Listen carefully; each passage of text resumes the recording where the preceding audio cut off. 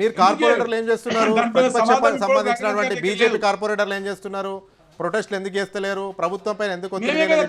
5 సంవత్సరాల పాలన అయిపోయింది కదా. కాదు అన్న, మేమే ఇచ్చింది కంప్లైంట్.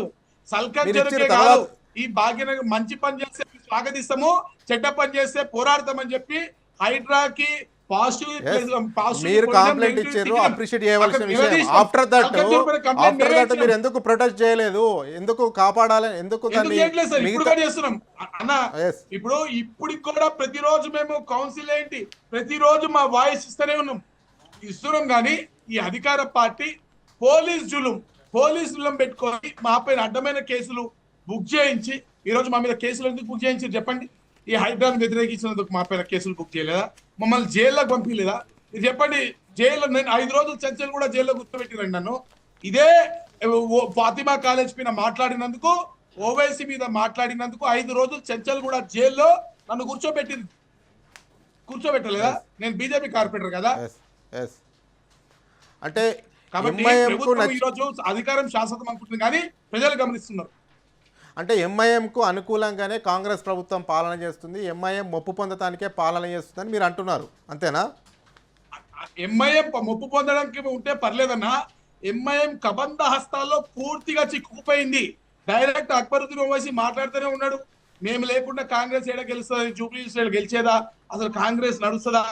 కానీ కాంగ్రెస్ అన్న ఈ రోజే కాదు, దేశము మన అంటే ఇండిపెండెన్స్ ముందు నుంచి కూడా ఈ రోజు వరకు కూడా మన దేశానికి పట్టిన దరిద్రం Congress party minority appeasement policy. మీరు దేశ విభజన సమయంలో కానివ్వండి, ఆ తర్వాత పరిణామ క్రమంలో కానివ్వండి, లేకపోతే బింద్రేవాలా ఉద్యమంలో నుంచి మొదలుపెట్టుకుంటే అనేక రకాలుగా ఒక కేవలము హిందూ వ్యతిరేక స్టాండ్ని, మైనారిటీ అపీస్మెంట్ పాలసీని ప్రతిసారి తీసుకుంటూ, ప్రతిసారి కూడా హిందువులపైన మాట్లాడుతూ, హిందువులని మనోభావాలకి మొన్న కూడా చివరికి మొన్న చేరినటువంటి నయా కాంగ్రెస్ కార్యకర్త ముఖ్యమంత్రి రేవంత్ రెడ్డి గారు కాంగ్రెస్ అయితే ముసల్మాన్ అయితే కాంగ్రెస్ అన్నాడా లేదా? అంటే హిందువులు ఉంటే పలానా పార్టీ. రేవంత్ రెడ్డి కూడా ఇంకొకటి కూడా అంటున్నాడు, శ్రవణ్ కుమార్ గారు, రేవంత్ రెడ్డి ఇంకొకటి కూడా అంటున్నారు, ఎప్పుడు కూడా బీజేపీ అభివృద్ధి చేసింది లేదు, ఏం లేదు, పొద్దస్తమానం ఎంఐఎంను తిట్టుకుంటూ మాత్రమే రాజకీయ పబ్బం బీజేపీ గడుపుతుంది అనేది కూడా రేవంత్ రెడ్డి కామెంట్ చేసిండు. మరి చాలా చక్కగా వెంటనే కౌంటర్ ఇస్తున్నా.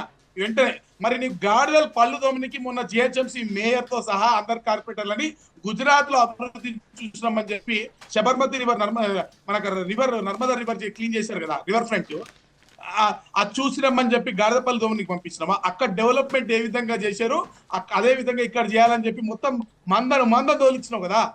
ఎందుకు వదిలించినావు? నీ మంత్రులని నీ ఎమ్మెల్యేలను అందరినీ తోలించినావు, గుజరాత్ కి పంపించినావు కదా. ఎందుకు పంపించినావు? మరి అక్కడ డెవలప్మెంట్ ని రిప్లికేట్ చేయమనే కదా పంపించినావు.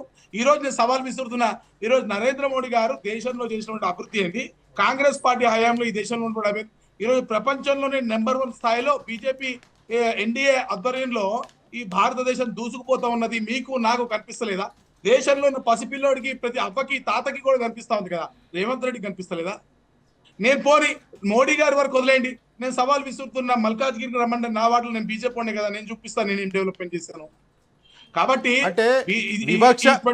కేంద్రంలో బీజేపీ ఉంది, హైదరాబాద్ మీద వివక్షత చూపుతుంది, కేంద్రంలో బీజేపీ ఉంది, హైదరాబాద్ మీద వివక్షత చూపుతుంది, అందులో భాగంగానే మూసీ డెవలప్మెంట్ కోసము నిధులు ఇవ్వట్లేదు అనేది ప్రధానంగా కాంగ్రెస్ ప్రభుత్వం చేస్తున్నటువంటి ఆరోపణ. దీనికి మీ సమాధానం? నేను చాలా క్లియర్ గా అయిపోయినామన్నా, మూసీ డెవలప్మెంట్ కి మేము వ్యతిరేకం కాదు, చేయండి. కిషన్ రెడ్డి గారు కూడా 100 సార్లు చెప్పింది ఇప్పటికి.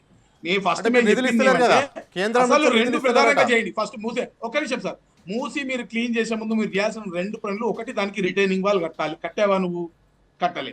2 సివరేజ్ ట్రీట్మెంట్ ప్లాంట్లు కాకుండా చెరువుని చేసిన అంటే ఎక్కడైతే సివరేజ్ ట్రీట్మెంట్ ప్లాంట్లు అంటే మురికి నీళ్ళంతా కూడా వయా సివరేజ్ లో ఆ ట్రీట్మెంట్ ప్లాంట్స్ లో పోయి మురికి నీటి శుద్ధీకరణ జరిగి ఫ్రెష్ వాటర్ మళ్ళీ దాంట్లోకి చెరువులోకి చేరాలి, లేక్స్ లోకి చేరాలి. నువ్వు సివరేజ్ ట్రీట్మెంట్ ప్లాంట్లు కట్టడానికి నీకు చేత కావట్లేదు, మూసీ దగ్గర ఉన్నటువంటి రిటైనింగ్ వాల్ కట్టడానికి నీకు చేత కావట్లేదు. అసలు నువ్వు రిటైనింగ్ వాల్ కట్టి ఆ లోపల ఉన్న పాతాన్ని ఫస్ట్ క్లియర్ చేయకుండా నువ్వు బయట మూసీ పేరుతోటి నీ రియల్ ఎస్టేట్ వ్యాపారం కోసము పేద ప్రజల జోలికి వచ్చి వాళ్ళ కడుపులు కొడతా అంటే దానికి మేము వ్యతిరేకమంటారు. దానికి మీరు వచ్చిరుగా గుజరాత్ లో ఏ విధంగా చేసిరు, ఇదే విధంగా చేసిర్రా? అక్కడ ప్రజలు సహకరించలేదా? అక్కడ అద్భుతమైనటువంటి డెవలప్మెంట్ జరగలేదా? మూసీ అభివృద్ధికి మేము సహకరిస్తాం. మళ్ళీ చెప్తున్నా, నీకు ఏబిసిడీలే లేదు, అక్క పేరు రానికి ఏమొస్తుంది ఇంగ్లీష్ లో, ఇదే నేను అంటున్నాను. కాబట్టి Okay. డెవలప్మెంట్ చేయాలంటే దానికి ఒక సిస్టమ్ ఉంటుంది సార్. స్టెప్ 1, స్టెప్ 2, స్టెప్ 3 ఉంటుంది. నువ్వు ఏ స్టెప్స్ చేయకుండా లాస్ట్ స్టెప్ కి పోయి పట్టకాల్చి బీజేపీ మీద వేసేటువంటి ప్రయత్నం చేయడం అనేది పూర్తిగా చాలా తప్పు. ఈరోజు కాంగ్రెస్ పార్టీ చేస్తున్నప్పుడు ఇప్పుడు 3 కార్పొరేషన్లుగా విభజిస్తే బీజేపీకి నష్టం ఏంటి? బీజేపీ ఎందుకు వ్యతిరేకిస్తుంది? అసలు ఎందుకు 3 కార్పొరేషన్లు ఏర్పాటు చేస్తే పాలన సౌలభ్యం కోసం ఏర్పాటు చేశాము, పాలన సౌలభ్యం బాగా జరుగుతుందనే కదా కాంగ్రెస్ చెప్పేది. బీజేపీకి వచ్చిన నష్టం ఏంటి అని అడుగుతుంది. చక్కటి క్వశ్చన్ అడిగారు. నేను చెప్పేది కూడా ఒక్కసారి వినండి ప్లీజ్. ప్రజలు కూడా తెలుసుకోవాలి. 3 కార్పొరేషన్లు చేసినా, 1 కార్పొరేషన్ చేసినా మేమేం వ్యతిరేకిస్తలేం. కానీ చేసే ప్రాతిపాదికన ఇది. నువ్వు 3 కార్పొరేషన్లో ఒకటి మా బామర్ది, మా చుట్టాలకే పూర్తి స్థాయిలో కట్టబెట్టడానికి, కేవలం వాళ్ళు మిత్రపక్షం కాబట్టి రాజకీయంగా వాళ్ళకి వాటా ఇవ్వాలి కాబట్టి ఒక కార్పొరేషన్ పూర్తిగా వాళ్ళకి ఫర్ ఎగ్జాంపుల్ చెప్తున్నా. అక్కడికి శేర్లింగంపల్లి కార్పొరేషన్ ని, శేర్లింగంపల్లి దగ్గర ఉన్నటువంటి మేజర్ రెవెన్యూ సోర్స్ అయినటువంటి రాజేంద్ర నగర్ ప్రాంతాలను మీరు జిహెచ్ఎంసీలో కలపాల్సినటువంటి అవసరం ఏది? నువ్వు సాబిరాబాద్ సపరేట్ చేస్తున్నప్పుడు, శేర్లింగంపల్లి కార్పొరేషన్ సపరేట్ చేస్తున్నప్పుడు అక్కడ ఆదాయ వనరులుగా బడా బిల్డింగ్ జరిగేటువంటి ప్రాంతాలను ఏ కార్పొరేషన్ ఉంచాలి? దాన్ని తీసుకెళ్లి మజ్లీస్ ప్రభావం, ఎంఐఎం ప్రభావం కేవలం ఉన్నటువంటి ఒక కార్పొరేషన్ వాళ్ళని మేయర్ చేయడానికి ఒక సపరేట్ గా చేసి వాళ్ళ దగ్గర ఉన్నటువంటి దగ్గరేమో నెంబర్ ఆఫ్ సీట్లు పెంచి, అంటే ఇప్పుడు నీ డీలిమిటేషన్ 300 వార్డులు చేసినప్పుడు 40,000 ఓట్లను ప్రాతిపాదికన తీసుకుంటాను.